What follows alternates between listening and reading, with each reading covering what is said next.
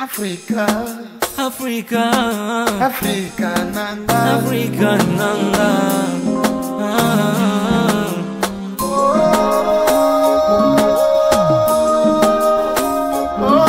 Africa,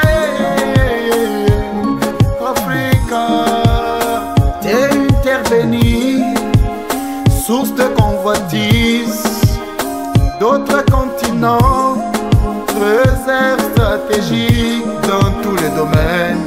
Oh Africa,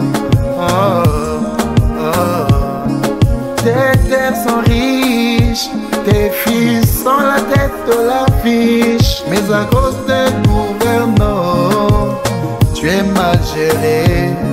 Tes enfants aujourd'hui vivent dans la misère. Combien meurent dans la Méditerranée juste pour la misère? Africa, Africa, Africa.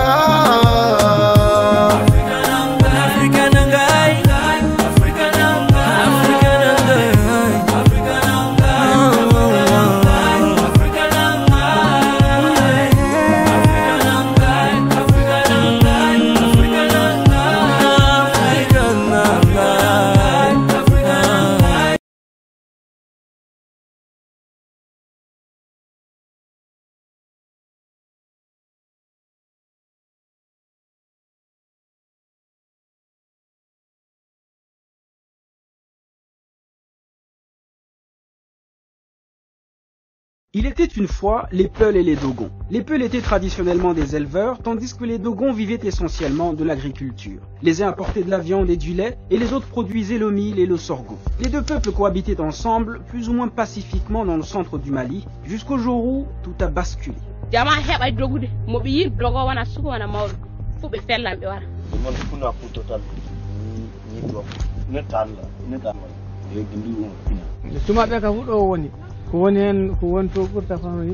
Plus de 775 personnes massacrées entre janvier 2018 et juin 2019 dans un périmètre bien circonscrit, dans un seul et même pays, non loin des positions des armées maliennes, françaises et onusiennes. Nous ne comprenons pas ce qui se passe chez nous ici au Mali.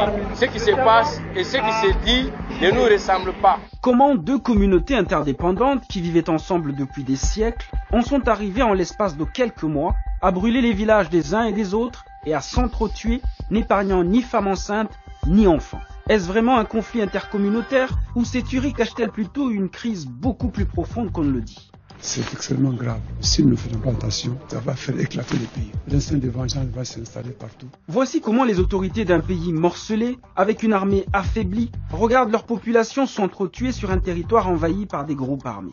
Déjà, les autorités maliennes ne s'accordent pas sur ce qui se passe réellement dans la région de Mopti. Exemple avec le ministre des Affaires étrangères qui décrit ainsi la situation. Dans l'histoire contemporaine du Mali, notre pays n'a jamais connu autant de victimes et de dégâts matériels dans les violences intercommunautaires, alimentées par la pression exercée par les groupes terroristes, par l'amalgame et la compétition pour l'accès et le contrôle des ressources naturelles, souvent sur fond de résurgence de vieux conflits. Le président malien, lui, réfute toute idée de conflit intercommunautaire. Il n'y a aucune espèce de conflit interethnique dans notre pays. Et les jours qui viennent nous donnent encore la preuve.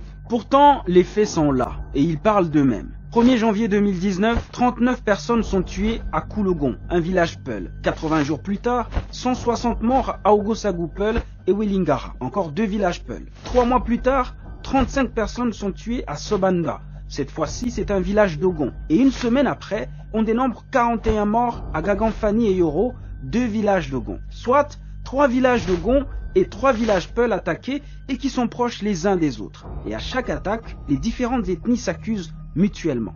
Mais pourquoi donc les dirigeants maliens persistent-ils dans le déni?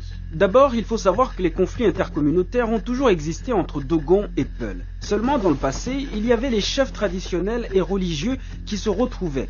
Ils rassemblaient les villageois et résolvaient les conflits. Mais ça, c'était avant que les groupes armés ne débarquent et chassent les responsables locaux. Aujourd'hui, la majorité de ces chefs religieux, de ces chefs coutumiers, se trouvent dans les grandes villes, dans les capitales. Ils ont pris en otage ces communautés. Ce sont eux qui dictent l'agenda aujourd'hui des conflits intercommunautaires. Parce que ce sont eux qui ont injecté ces virus divisés pour régner. Pour le gouvernement malien, ce ne sont donc pas des ethnies qui s'entretuent, mais plutôt des terroristes qui instrumentalisent les populations. Mais cela n'explique toujours pas pourquoi l'État ne fait pas ce qu'il faut pour empêcher les massacres. En fait, depuis le coup d'État de mars 2012, le Mali s'est fragmenté. La chaîne de commandement de l'armée s'est brisée et l'État s'est retiré de plusieurs parties du pays qu'il tente difficilement de reprendre. Dans le nord, il y a les groupes armés liés à Al-Qaïda et plusieurs autres groupes armés indépendantistes. Mais l'État malien a également perdu du terrain dans le centre, face aux rebelles Touaregs du Mouvement national de libération de l'Azawad, leur allié Ansar Dine et d'autres organisations. Et tous ces groupes armés cherchent à contrôler la région de Mopti où vivent les Peuls et les Dogons. Moi, j'ai souvent l'impression que le problème du Nord a été déplacé vers le centre. Sinon, c'est inconcevable pour moi que des gens qui habitent des centaines d'années se lèvent du jour au lendemain pour se dire nous sommes des ennemis, on doit s'entretuer. C'est incompréhensible. L'armée vaincue, désorganisée et sous-équipée est partie laissant derrière elle les populations locales sans protection. L'armée malienne a subi un choc depuis 2012. Elle est en train de se reconstruire. La guerre, c'est dans la tête, ce n'est pas l'arme. Il faut que psychologiquement, on aide les Maliens à se reconstruire. Abandonnées à elles-mêmes, les différentes communautés ont donc décidé de créer des milices d'autodéfense pour se protéger. Le problème, c'est que des groupes armés recrutent essentiellement parmi les milices et membres de la communauté Peul, tandis que l'État arme et soutient des milices de la communauté Dogon pour lutter contre les terroristes. Et c'est de là qu'est née la confusion, mais aussi l'amalgame.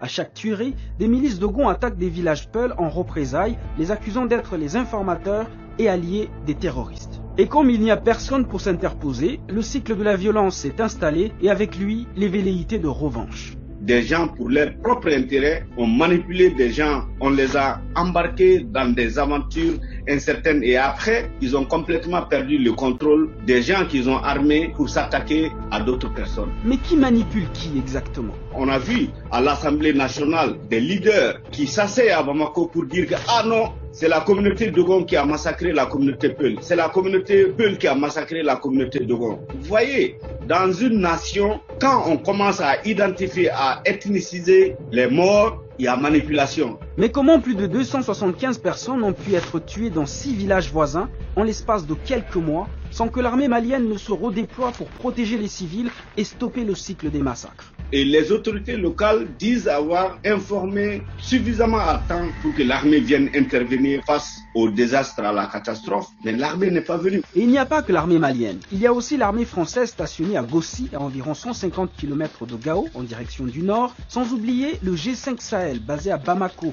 et la mission de l'ONU, la MINUSMA, dans la région de Mopti.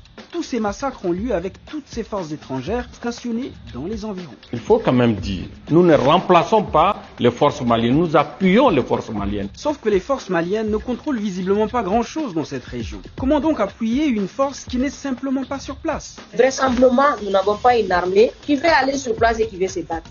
Une armée où à chaque fois qu'il y a problème à Koro, il se replie vers Bandiagara. Maintenant que les problèmes commencent à venir vers Bandiagara, il se replie vers Sévaré. Donc si les problèmes continuent et que les problèmes viennent à Bamako, notre armée va se replier jusqu'à Guinée. Tout se dirige effectivement vers Bamako. L'armée qui se replie, mais aussi plus de 120 000 déplacés internes selon le Bureau de coordination des affaires humanitaires des Nations Unies. Chaque jour, il y a des gens qui sont tués, blessés et déplacés. Ce sont les enfants, ce sont les femmes, ce sont les hommes qui fuient pour leur vie. Et tout se passe dans l'impunité totale. Qui est responsable de quoi? Tant qu'on ne situe pas les responsabilités et qu'on ne se dise pas la vérité, le problème malheureusement ne finira pas. Au lendemain du massacre de Gossagou, le gouvernement a dissous la milice Dogon d'Annanambasagou et le président Keïta a remplacé ses principaux chefs d'armée. Mais il n'y a toujours pas de procès, ni de condamnation. Les autorités sont allées sur le terrain, mais depuis, il n'y a toujours rien. Moi, j'ai l'impression qu'on ne cerne pas le problème avec sérieux. Quand il y a massacre, on amène une grande délégation.